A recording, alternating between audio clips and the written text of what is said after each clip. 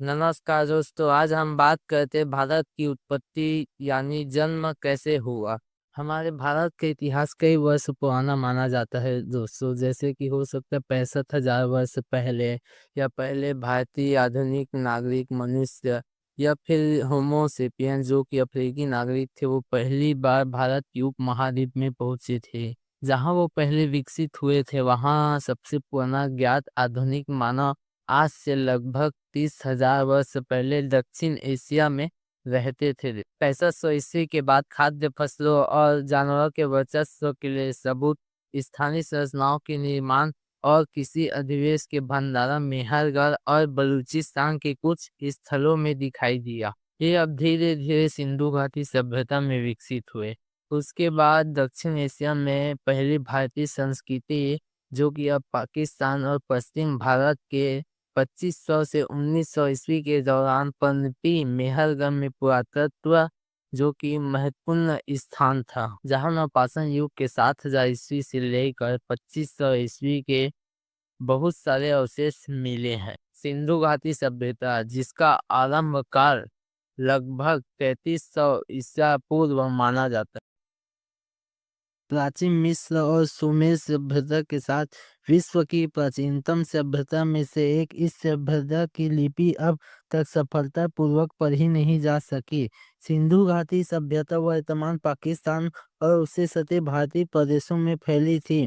पुरातत्व आधार पर 1900 ईस्वी पूर्व के आसपास इस सभ्यता का अस्मात् पतन हो गया। 19वीं शताब्दी के पश्चात विद्वानों के प्रचलित दृष्टिकोण के अनुसार आर्यों के एक वर्ग भारतीय उपमहाद्वीप की सीमाओं पर 2000 ईस्वी पूर्व के आसपास पहुंचा और पहले पंजाब में बस गया और यहीं ऋग्वेद की ऋचाओं की रचना की गई। आर्यों द्वारा उत्तर तथा मध्य भारत में एक विकसित सभ्यता का निर्माण किया गया जिसे वैदिक सभ्यता भी कहते हैं। प्राचीन भारत के इतिहास में वैदिक सभ्यता सबसे पहली सभ्यता है जिसका संबंध आर्य के आगमन से है। इसका नाम करु आर्य के प्रारंभिक साहित्य वेदों के नाम पर किया गया। आर्यों की भाषा सरल थी और धर्म वैदिक धर्म या सनातन धर्म के नाम से प्रसिद्ध था। बाद में विदेशी आक्रमणकारियों द्वारा इस धर्म का नाम हिंदू पड़ा। वैदिक सभ्यता सरस्वती नदी के तटीय क्षेत्र जिसमें आधुनिक भारत के पंजाब, भारत और हरियाणा राज्य आते हैं, में विकसित हुई। आम तौर पर अधिकतर विद्वान वैदिक सभ्यता का काल 200 ईस्वी पूर्व से 600 ईस्वी पूर्व के बीच मानते हैं, परंतु नए पुरातत्व उत्खननों से मिले अवशेषों में वैदिक सभ्यता से संबंधित कई अवशेष मिले हैं, जिनमें से कुछ आधुनिक विद्वान यह मानने लगे कि वैदिक सभ्यता भारत में ही शुरू हुई थी।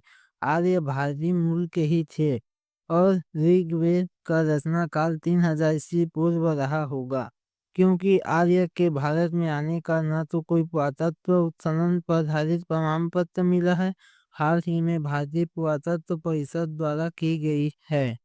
सरस्वती नदी की खोज से वैदिक सभ्यता, हड़प्पा सभ्यता और आर्यों के बारे में एक नया दृष्टिकोण सामने आया। हड़प्पा सभ्यता को हिंदू सभ्यता का नाम दिया गया क्योंकि हड़प्पा सभ्यता की 2600 बस्तियों में से वर्तमान पाकिस्तान सिंध तट पर मात्र 265 बस्तियां थी, जबकि शेष अधिकांश बस्तियां सरस्वती नदी के तट पर मिलती है।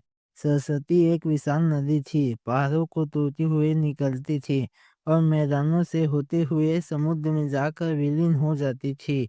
इसका वर्णन ऋग्वेद में बार बार आता है। यह आज से 4000 साल पूर्व भूगर्भीय बदलाव की वजह से सूख गई। आर्य लोग खाना बदोश गडेरियों की भांति अपने जंगली परिवारों और पशुओं के लिए इधर उधर भटकते रहते थे। इन लोगों ने पत्थर के नुकीले हथियार से काम लेना सिखाया। मनुष्य की इस सभ्यता को वे यूलित सभ्यता कहते हैं। ईसा पूर्व 7वीं और शुरुआती 6वीं शताब्दी सभी में जैन और बौद्ध राजा अजातशत्रु वह पहली बार परिषद के संरक्षक बने। 492 ईस्वी पूर्व 407 ईस्वी पूर्व राजा अजातशत्रु ने 492 ईस्वी पूर्व में शासन किया और 407 ईसा पूर्व उनकी मृत्यु हो गई। 8वीं सदी में सिंध पर अरबों का अधिकार हो गया। यह इस्लाम को प्रवेश माना जाता है। बार बार होती सदी के अंत तक दिल्ली की गद्दी पर तुर्की दासों का शासन आ गया, जिन्होंने अगले कई सालों तक राज किया। दक्षिण में हिंदू विजयनगर और गोलकुंडा के राज्य थे। 1556 में विजयनगर का पतन हो गया। 1659 में औरंगजेब ने इस फिर से लागू कर दिया। औरंगजेब के मरते ही 1707 में मुगल साम्राज्य बिखर गया। 1857 के एक विद्रोह को कुचलने के बाद सत्ता पर काबिज हो गए। हमारे भारत की आज़ादी 1947 में मिली है, जिसमें महात्मा गांधी के अहिंसा आधारित आंदोलन का योगदान महत्वपूर्ण था। 1947 के बाद से भारत में गणतांत्रिक शासन लागू है। आज़ादी के समय ही भारत की विभाजन हुआ, जिसमें पाकिस्तान का जन्म हुआ और दोनों देशों में कश्मीर सहित अन्य मुद्दों पर तनाव बना हुआ है। आगे वाले वीडियो में हम आपको दिखलाते हैं दोस्तों कि भारत की खोज किसने और कैसे की। तब तक आप हमारे चैनल को लाइक और सब्सक्राइब कीजिए।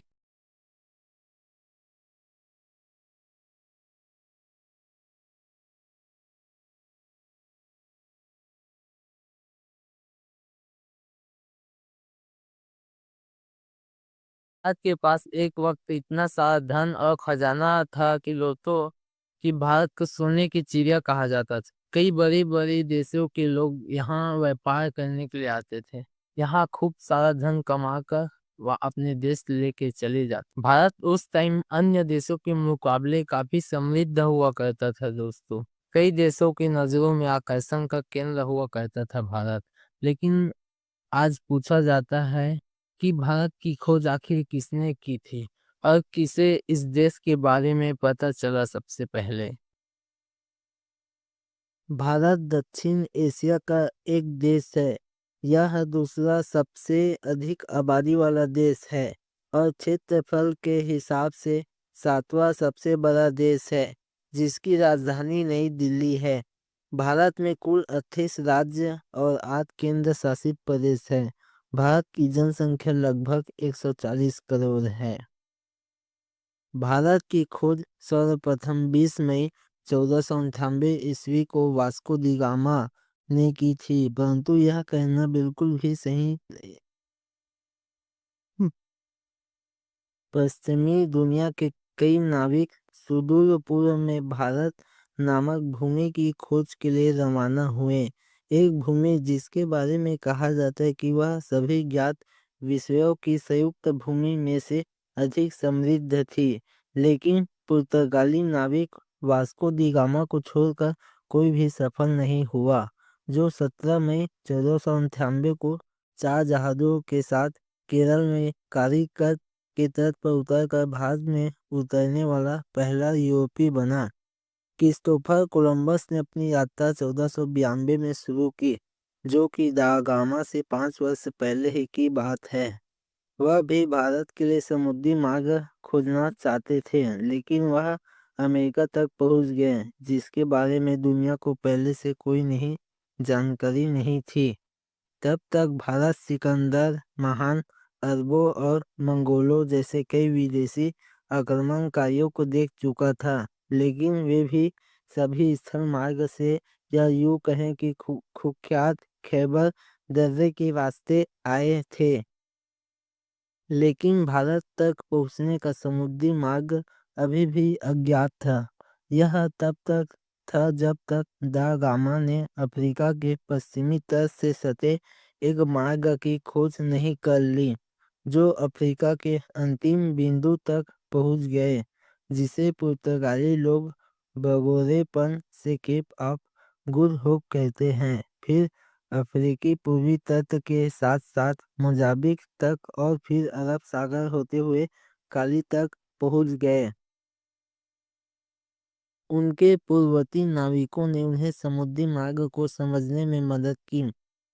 पुर्तगाल के हेनरी उर्फ हेनरी नाविक जो विस्याऊ के यूरोपी थे ने उत्तरी और पश्चिमी अफ्रीका में कई सफल यात्राओं का संरक्षण दिया था। उनके द्वारा वित्त पोषित यात्राएं पुर्तगाल को एक समुद्री और औपनिवेशिक शक्ति बनाने में की दिशा में पहला कदम रखा था।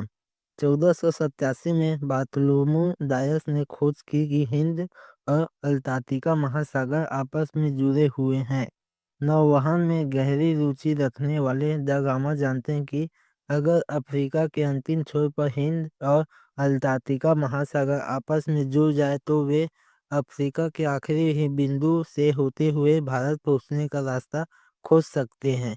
इसलिए बाद में जब वे अफ्रीका के आखिरी बिंदु जिसे केप ऑफ गुड होप के नाम से जाना जाता है पहुंचे तो उन्हें लगा कि उनका सपना हकीकत में बदल सकता है। 1597 में दा गामा ने अपनी पहली यात्रा शुरू की। 8 जुलाई को दा गामा ने 4 जहाजों के साथ पुर्तगाल में अपनी यात्रा शुरू की। दा गामा स्वयं टर्न के सेठ ग्रेबियल जहाज पर सवार थे और उनका छोटे भाई पाउलो सेठ राफेल जहाज पर नेतृत्व कर रहे थे। वर्तमान मोरक्को के पास कैनरी द्वीप समूह से गुजरते हुए उनका बेड़ा केप वर्द द्वीप पहुंच गया। 3 अगस्त तक वहीं रहा। उन्होंने मार्ग को चिन्हित करने वाले स्तंभ पंद्राव अपने साथ रखा और विभिन्न महत्वपूर्ण पड़ाव पर पदराव का स्थापित किया। परंतु यह कहना बिल्कुल भी सही नहीं होगा कि भारत की खोज वास्को डी गामा ने की थी। उसने समुद्र के रास्ते भारत आकर समुद्र में एक नया मार्ग बनाया था। वास्को डी गामा एक पुर्तगाली समुद्री यात्री थे जो एक गुजराती व्यापारी अब्दुल मजीद की सहायता से केरल के तट कालीकट बंदरगाह पर 20 मई 1498 को उतरा था। वहां के तत्कालिक राजा जमोरियन ने वास्को डी गामा का स्वागत किया। यह कहना बिल्कुल भी सही नहीं होगा कि भारत की खोज वास्को डी गामा ने ही की थी, क्योंकि वास्को डी गामा ने तो भारत को यूरोप से जोड़ने वाले समुद्री मार्ग की खोज की थी। भारत तो पहले ही था। इसी समुद्री मार्ग की खोज के कारण ही वास्को डी गामा को भारत की खोज का श्रेय दिया गया है। दा गामा ने रास्ता बदला और दक्षिण अफ्रीका पहुंच गए। गिनी की खाड़ी के प्रवाह से बचने के लिए दा गामा ने अंटार्कटिका महासागर में एक लंबा चक्कर लगाया। इससे पहले कि पूर्व की मुड़ कर केप ऑफ गुड होप पहुंचे, जो भारत की खोज में उनका पहला प्रमुख गंतव्य था। यह यह बेड़ा 7 नवंबर को आधुनिक दक्षिण अफ्रीका में साता हेलेना खाड़ी, जहां नेपोलियन को कैद किया गया था, पहुंचा। प्रतिकूल हवाओं और विपरीत धारा के कारण केप ऑफ गुड होप की परिक्रमा नवंबर तक विलंबित रही। एक और पेंदाओ स्थापित करने के बाद केप ऑफ गुड होप छोड़ दिया है। दा गामा ने 8 दिसंबर को यात्रा शुरू किया और उनका बेड़ा क्रिसमस के दिन निताल तट पर पहुंच गया। विभिन्न नदियों को पार करते हुए बेड़ा मोजाम्बिक की ओर बढ़ा, जो यात्रा एक और मुख्य पड़ाव था। बीच में बेड़ा एक जगह रुका जहां बेड़ा 1 महीने तक आराम करता रहा। इसी बीच जहाजों की मरम्मत की गई। 5 मार्च को बेड़ा मोजाम्बिक द्वीप पर पहुंचा, जहां के निवासी पुर्तगालियों को अपनी तरह मुसलमान मानते थे। वहां दा गामा को पता चला कि वे अरबों के साथ व्यापार करते हैं और उन्हें बंदरगाह पर सोने, जवाहरात, चांदी और मसालों से लदे 4 जहाज भी मिले। दा गामा को पता था कि वह सही दिशा में जा रहा था, क्योंकि रास्ते में उसकी मुलाकात स्थानीय लोगों से हुई, जो अक्सर भारतीय तटों की यात्रा करते हैं। वह मसालों और रेशम के साथ लौटा। जब दा गामा मसालों और रेशम के साथ पुर्तगाल लौटे तो किवदंती है कि उन्होंने मसालों को बेचकर यात्रा पर खर्च की गई राशि का 4 गुना कमाया। इस लाभदायक व्यापार ने दा गामा को स्वदेश में तुरंत प्रसिद्ध दिलाई और पुर्तगाल के राजा ने उन्हें 1502 में फिर से भारत भेजा। 1524 में कालीकट में उनकी मृत्यु हो गई, जब वे भारत की अपनी तीसरी यात्रा पर थे। हालांकि भारत में व्यापार के इतने अवसर थे कि लोग अपने आप भारत की ओर बढ़ते चले गए, लेकिन इतिहास में कहा गया है कि वास्को डी गामा ने भारत की खोज की थी। वह समुद्री मार्ग से भारत आया था। यूरोप से एशिया तक समुद्री मार्ग को खोजने का भी श्रेय भी वास्को डी गामा को ही जाता है। साथ ही वास्को डी गामा को डिस्कवरी ऑफ इंडिया भी कहा जाता है। वास्को डी गामा ने भारत की कुल 3 यात्रा की थी। 1524 में उनकी अंतिम यात्रा हुई। अंत में वह मलेरिया से गंभीर रूप से ग्रसित हो गए थे। 24 दिसंबर 1524 को कोच्चि में उनका निधन हो गया था।